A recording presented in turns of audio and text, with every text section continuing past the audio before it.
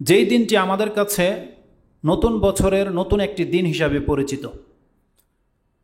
এই দিন সম্পর্কে এই পৃথিবীর বাসী যা করে এবং আমাদেরকে যা করণীয় সে সম্পর্কে কিছু কথা নিয়ে আলোচনা করব ইনশাআল্লাহুল আজিজ। তার আগে কোরআনের যে আয়াতটা আমি এইমাত্র পাঠ করেছি এর সম্পর্কে আমি কিছু বলতে চাই। সেটা হচ্ছে এই, কোরআনে আল্লাহ সুবহানাহু ওয়া তাআলা এই আয়াতের মধ্যে আমাদেরকে তার শুকরিয়া আদায়ের কথা বলেছেন। শুধু আল্লাহ সুবহানাহু ওয়া তাআলা বলেনি যে শুকরিয়া আদায় করো, বরং আল্লাহ সুবহানাহু ওয়া তাআলা আমাদেরকে বলছেন যে তোমাদের রবের পক্ষ থেকে একটা ঘোষণা, একটা এলান তোমাদেরকে করা হচ্ছে। ওয়াইজ তাআযানা রাব্বুকুম লাইন শাকারতুম লাআযীদান্নাকুম, তোমাদের রবের পক্ষ থেকে তোমাদেরকে একটা এলান করা হয়েছে যে যদি তোমরা তার শুকরিয়া আদায় করো তাহলে তোমাদেরকে আরও বাড়িয়ে দেওয়া হবে। তো মানুষ সাধারণত কোনো নেয়ামত প্রাপ্ত হলে, অনুগ্রহ প্রাপ্ত হলে তখন সে শুকরিয়া আদায় করে, কৃতজ্ঞতা জ্ঞাপন করে। আর যখনই সে কোনো অনুগ্রহের এগেনস্টে, বিপরীতে সে যখন কৃতজ্ঞতা প্রকাশ করবে, আল্লাহর প্রশংসা করবে, শুকরিয়া জ্ঞাপন করবে, আল্লাহ সুবহানাহু ওয়া তাআলা বলছেন তখন আমি আমার পক্ষ থেকে অনুগ্রহকে আরও বাড়িয়ে দেব। আল্লাহ বলছেন আমি আমার নেয়ামতকে তোমাকে যা দিয়েছি, যার ভিত্তিতে তুমি আমার প্রশংসা করলে, তাহলে আমি আমার অনুগ্রহগুলোকে তোমার জন্য আরও বাড়িয়ে দেব। এটা ব্যক্তি পর্যায়ে, এটা হবে সাংসারিক জীবনে, ফ্যামিলিতে, এটা হবে কোনো মহল্লাতে, এটা হবে কোনো রাষ্ট্রে, কোনো জাতিতে। যেই কোনো জাতি, যেই কোনো রাষ্ট্রের মানুষ যদি এটা করে যে কোনো অনুগ্রহ প্রাপ্ত হওয়ার পরে সে আল্লাহ সুবহানাহু ওয়া তাআলার প্রশংসা করে, আল্লাহর শুকরিয়া জ্ঞাপন করে, আল্লাহ বলছেন ওই রাষ্ট্রে, ওই জাতিকে আমি আরও বেশি নেয়ামত দিয়ে ভরে দেব। লাআযীদান্নাকুম, আল্লাহ সুবহানাহু ওয়া তাআলা বলছেন। এমনিতে আল্লাহ সুবহানাহু ওয়া তাআলা আমাদেরকে অসংখ্য অনুগ্রহ করেছে। আমরা আল্লাহ সুবহানাহু ওয়া তাআলার বহু অনুগ্রহের মাঝে বেঁচে আছি। যদিও আমাদের অধিকাংশ মানুষ আমরা এটা বুঝি না যে আল্লাহ সুবহানাহু ওয়া তাআলার অনুগ্রহগুলো কি। অধিকাংশ মানুষ এটা আমরা বুঝি না, যার ফলে আমরা আল্লাহ সুবহানাহু ওয়া তাআলার প্রশংসাও করি না, আল্লাহ সুবহানাহু ওয়া তাআলার শুকরিয়া আদায় করি না। আমাদেরকে আগে জানতে হবে যে আল্লাহ সুবহানাহু ওয়া তাআলা আমাদের উপরে কি ইহসান করেছে, কি অনুগ্রহ করেছে। এটা আপনি আপনার নিজেকে প্রশ্ন করবেন। প্রত্যেকটা ব্যক্তি, যেই ব্যক্তি যত বেশি তার মধ্যে আল্লাহর অনুগ্রহ দেখতে পাবে, সে দেখবেন তত বেশি আল্লাহ সুবহানাহু ওয়া তাআলার কৃতজ্ঞ হবে, তত বেশি সে আল্লাহ সুবহানাহু ওয়া তাআলার শুকরিয়া আদায় করবে। কিন্তু যে জানবে না যে আমার উপরে এমন কি ইহসান করা হয়েছে, তখন সে কিভাবে শুকরিয়া আদায় করবে? করবে না তো। সে তো অন্যকে দেখতে পায় যে অন্যকে অনেক কিছু দেওয়া হয়েছে, আমাকে তো কিছুই দেওয়া হয়নি, যার ফলে সে তেমন শুকরিয়া আদায় করে না। আল্লাহ সুবহানাহু ওয়া তাআলা যে আমাদের উপরে অসংখ্য অনুগ্রহ করে থাকেন বা অনেক নেয়ামতে যে আমাদেরকে ডুবিয়ে রেখেছেন, এটা আমার কথায় আপনার হয়তো বিশ্বাস হবে না, কিন্তু কোরআনের প্রতি তো আপনার বিশ্বাস আছে, তাই না? কোরআনে যেগুলো আল্লাহর কালাম, এই সম্পর্কে তো আপনার বিশ্বাস আছে। যখন আল্লাহ সুবহানাহু ওয়া তাআলা এই কথাটা বলবে, তখন তো আপনার চিন্তা, আপনার মধ্যে একটা চিন্তা চেতনার তৈরি হওয়ার কথা, চিন্তাশীল হওয়ার কথা। সেটা কি? যে আপনার বিবেক লোপ পেয়ে আছে বা লক হয়ে আছে, এই বিবেকটাকে কিভাবে খুলবেন?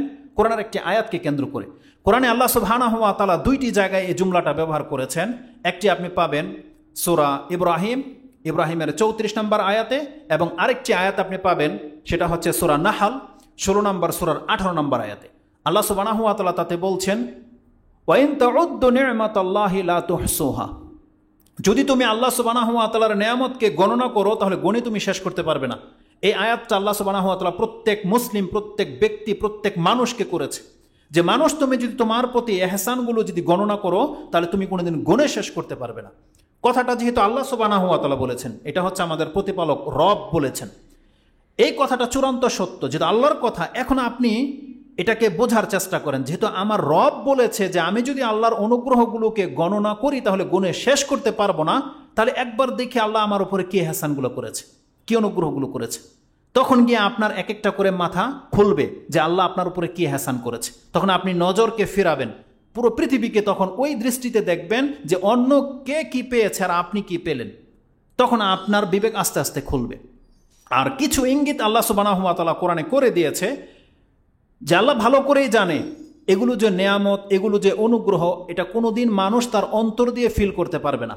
কারণ মানুষকে যদি শিক্ষা না দেয়া হয়, ওর বিবেক ওই দিকে যাবেই না যে এগুলো নেয়ামত, এগুলো হচ্ছে আল্লাহ সুবহানাহু ওয়া তাআলার পক্ষ থেকে। তাই পুরো কোরআনের মধ্যে আল্লাহ সুবহানাহু ওয়া তাআলা মোটা মোটা কিছু বা মূল নিয়ামতগুলো আল্লাহ উল্লেখ করে দিয়েছে, যেই দিকে মানুষের কোনো চিন্তাই যাবে না। যেমন আল্লাহ সুবহানাহু ওয়া তাআলা এই আয়াতের শেষ একটা কথা বলেছেন, যে আয়াত আল্লাহ বলেছেন ওয়াইন তাউদ্দু নি'মাতাল্লাহি লা তুহসুহা ইন্নাল্লাহা লাগাফুরুর রহিম। আল্লাহ সুবহানাহু ওয়া তাআলার নিয়ামতকে তুমি গুণে শেষ করতে পারবে না, আর জেনে নাও আল্লাহ হচ্ছেন অবশ্যই ক্ষমাশীল এবং দয়াবান। এই যে আল্লাহ সুবহানাহু ওয়া তাআলা যে বলেছেন আমি ক্ষমাশীল এবং দয়াবান, এটা হচ্ছে আল্লাহর অনুগ্রহের অনেক বড় একটা নমুনা।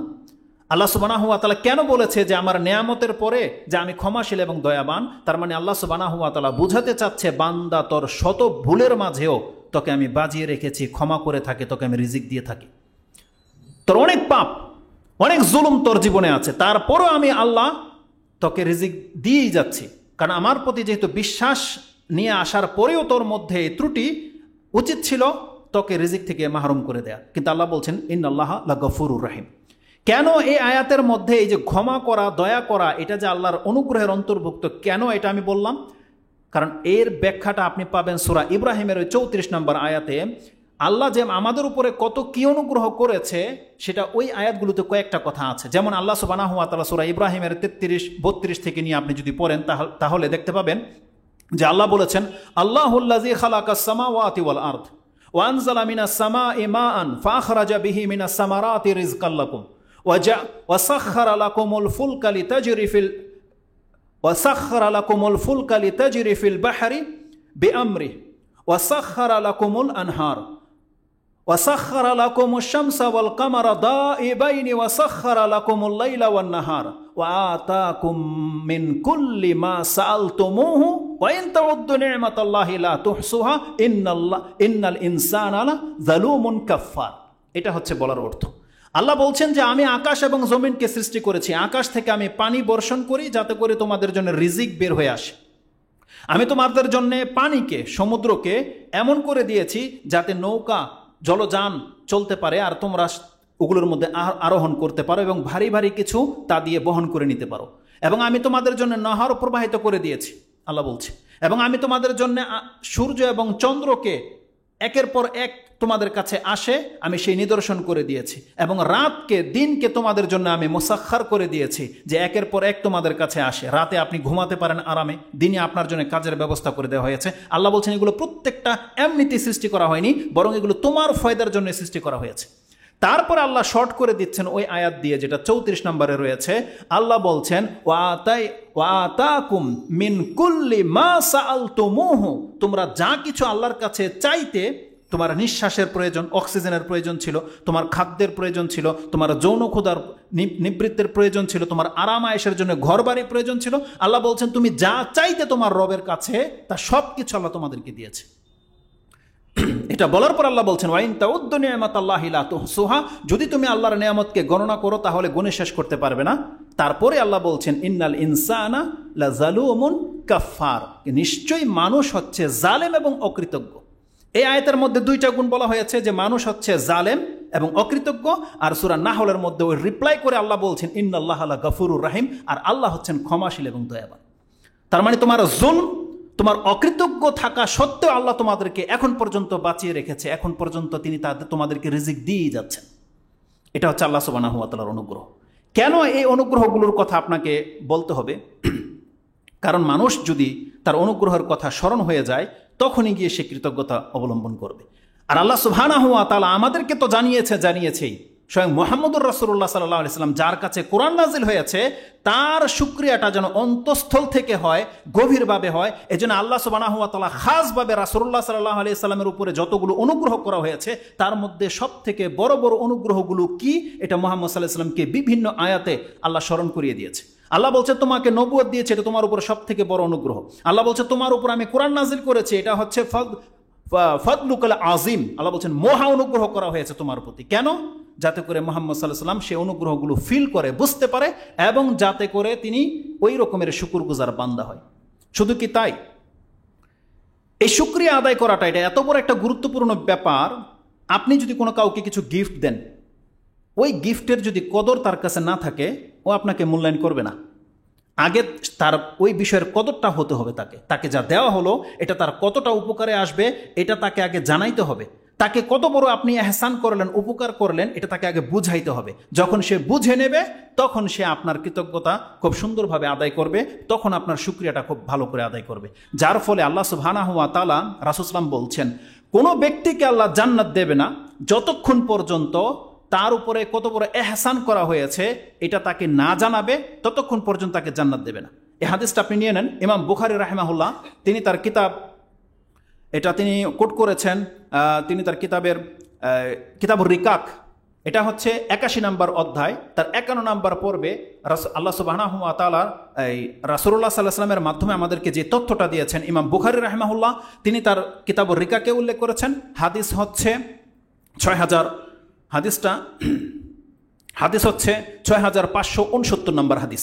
এই হাদিসের মধ্যে তিনি বলছেন, কালা রাসূলুল্লাহ সাল্লাল্লাহু আলাইহি ওয়াসাল্লাম লা ইয়াদখুলু আহাদুনিল জান্নাহ, তোমাদের মধ্যে কোনো ব্যক্তি জান্নাতে প্রবেশ করবে না ইল্লা উরিয়া মাকআদাহু মিনান নারি লাউ আসাআ লিয়াজদাদু শুকরান। এটা হচ্ছে বিষয়। হাদিসের ভাষাতে রাসূলুল্লাহ সাল্লাল্লাহু আলাইহি ওয়াসাল্লাম বলছেন, যারা জান্নাতে যাবে তাদেরকে প্রথমে থামানো হবে। কোনো ব্যক্তিকে জান্নাত দেওয়া হবে না যতক্ষণ পর্যন্ত তাকে জাহান্নামের তার স্থানটাকে দেখানো হবে। প্রথমে তাকে তার স্থানটা দেখানো হবে। বান্দা, তোকে আমি মুসলিম করেছি, ইবাদতের মাধ্যমে আজকে তুই আমার জান্নাত প্রাপ্ত হবি, তোর পাপগুলোকে আমি ক্ষমা করে দিয়েছি। ওই যে জাহান্নামের যে জায়গাটা দেখতে পাচ্ছিস, এটা তোর জন্য ছিল। যদি তুই পাপ করতি, আমার কাছে তওবা না করতি, তাহলে ওই জায়গাতে তোকে ফেলে দেওয়া হতো। এটা তাকে দেখানো হবে, ওই জান্নাতীকে দেখানো হবে।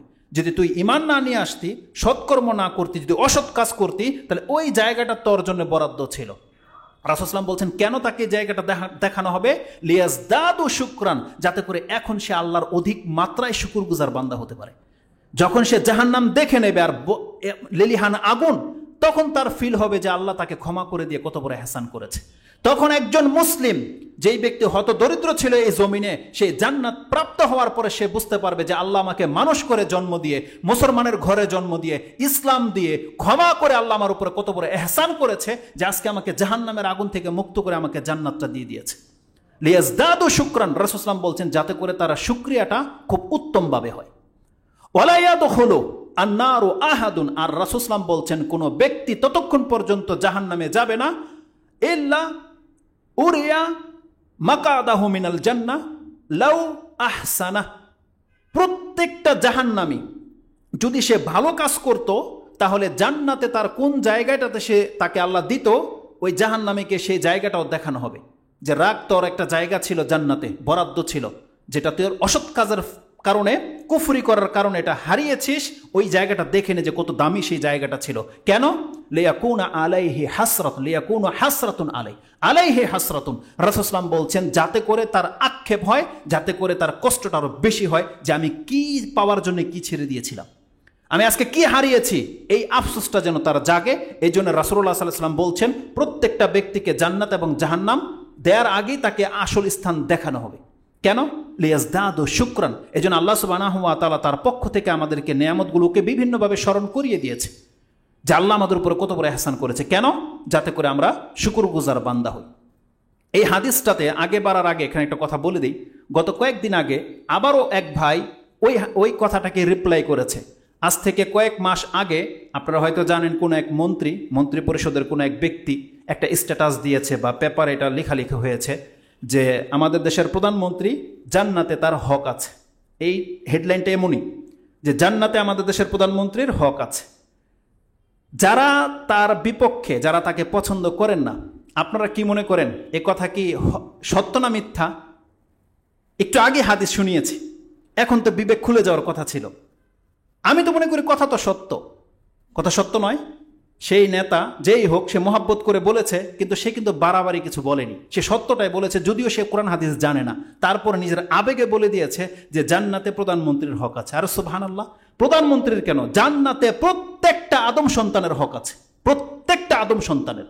কারণ কেউ এই স্ট্যাটাসের নিচে কমেন্টের মধ্যে গালাগালি তোর অভাব নাই। কেউ বলছে যে জান্নাত কি তার বাপদাদার কিনা? সুবহানাল্লাহ, জান্নাত কি আমাদের বাপদাদার নয়? আমাদের পিতাকে, আমাদের প্রধানমন্ত্রীর পিতাকে আদম আলাইহিস সালাম নয়? প্রত্যেকটা মানুষের পিতা হচ্ছে আদম আলাইহিস সালাম। আর আল্লাহ তাকে বিনা কর্মে সৃষ্টি করার পরেই জান্নাতে দিয়ে দিয়েছিলেন। আর আমাদেরকে আমাদের কর্মের কারণে যখন জান্নাত দেওয়া হবে, আমাদেরকে কি বলা হয়েছে? ওয়ারিস শব্দটা আছে, ওয়ারিসুনাল জান্নাতাল ফেরদৌস বলা হয়েছে। ওয়ারিস, ওয়ারিস করা হবে। ওয়ারিস কার হয়? পৈতৃক সম্পত্তি থেকে হয় ওয়ারিস। তা আমাদেরকে বলে তোমাদেরকে ওয়ারিস সূত্রে আমি জান্নাত দিয়ে দিব, আল্লাহ সুবহানাহু ওয়া তাআলা বলছেন। তাহলে প্রত্যেকটা ব্যক্তির জায়গা জান্নাতে বরাদ্দ আছে। এখন সেই ব্যক্তি যদি বদকাজ করে তার ওই অংশটাকে হারিয়ে ফেলে, তাতে আল্লাহ সুবহানাহু ওয়া তাআলার কি করেছে তার জন্য? আল্লাহ তো জুলুম করেনি। আল্লাহ বলছেন বান্দা প্রত্যেকটা ব্যক্তির জান্নাতে অংশ আছে, তো শুধু কর্ম করে সেই জায়গাটাকে আসতে হবে।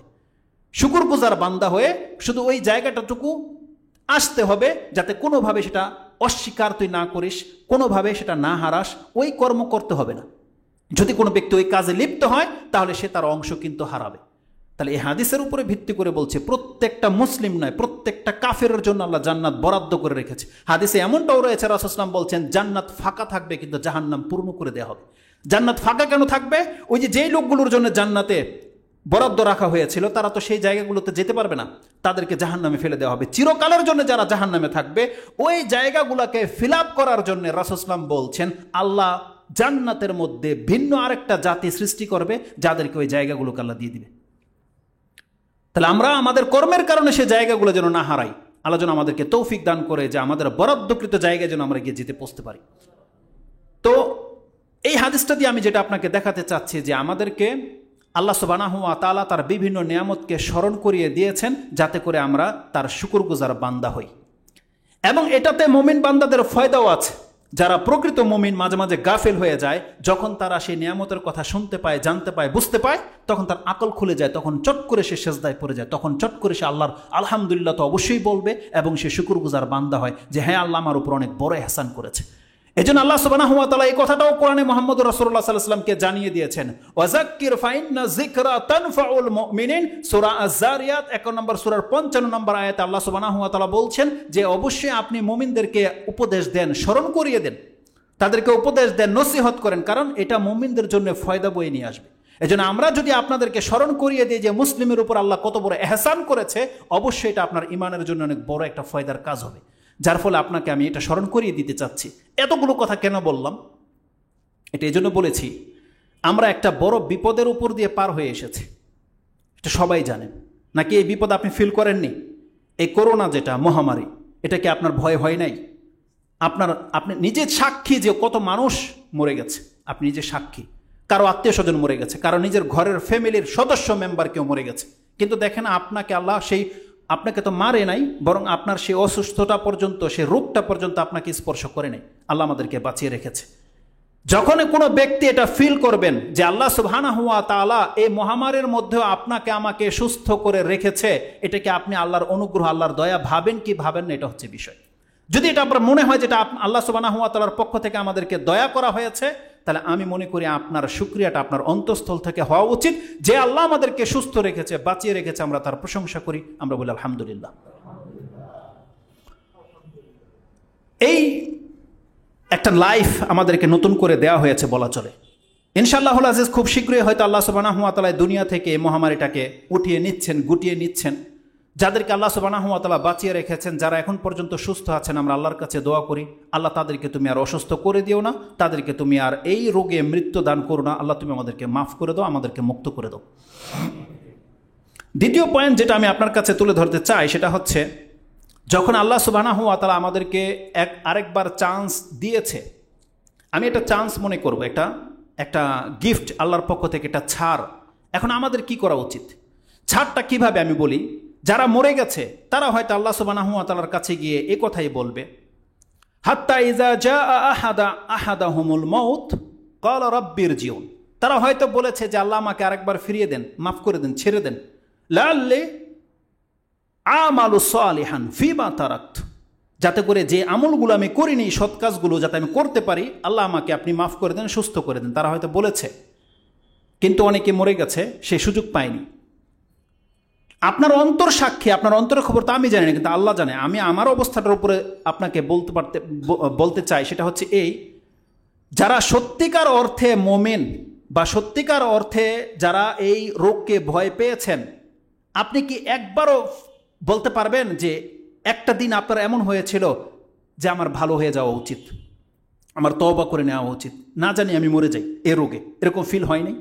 যেই ব্যক্তি জানতে পেরেছে যে আপনার পাশের বাড়িতে করোনা এসেছে, সে কিন্তু তওবা করার মন মানসিকতা তার জন্মে গেছিল। অধিকাংশ মানুষের এটাই হয়েছে যে করোনা থেকে যদি বেঁচে যাই আমি ভালো হয়ে যাব, ওই পাপটা আমি ছেড়ে দেব, ওই অন্যায় পথটা আমি ছেড়ে দেব। অনেকের অন্তরে এরকম কিন্তু হয়েছে।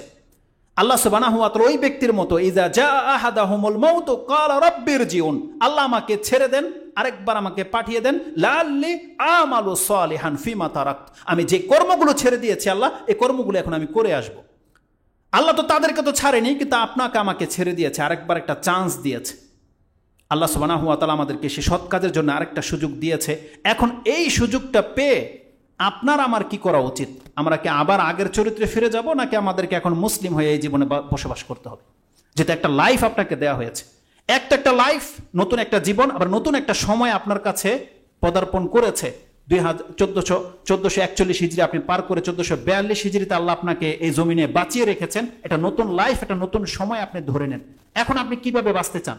আগের মতো, নাকি নতুন করে আপনি আল্লাহ সুবহানাহু ওয়া তাআলার বান্দা হয়ে বাঁচতে চান? এটা ডিসিশন আপনি নেবেন। কোরআনে আল্লাহ সুবহানাহু ওয়া তাআলা দুই শ্রেণীর মানুষের কথা উল্লেখ করেছে, যে প্রকৃত মুসলিমের চরিত্র কি আর মানুষের চরিত্র কি।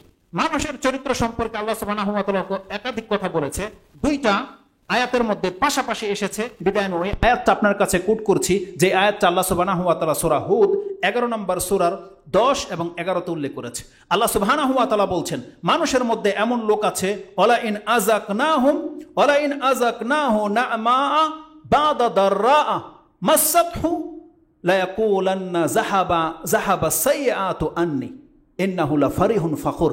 আল্লাহ বলছেন, কতক মানুষ হচ্ছে এমন যাদেরকে যখন বিপদ স্পর্শ করে, সেই বিপদ যখনই কেটে যায় তখন সে বলে যাহাবা সাইয়্যাতু আন্নি, যাক আমার উপর থেকে বিপদ কেটে গেছে। ইন্নাহু লাফারিহুন ফাখুর, সে আবার আমোদ প্রমোদে মেতে ওঠে, সে আবার উৎফুল্ল হয়ে যায়, আবার স্বৈরাচার হয়ে যায়। এটা হচ্ছে মানুষের স্বভাব। আপনি আমি কি তাই হব?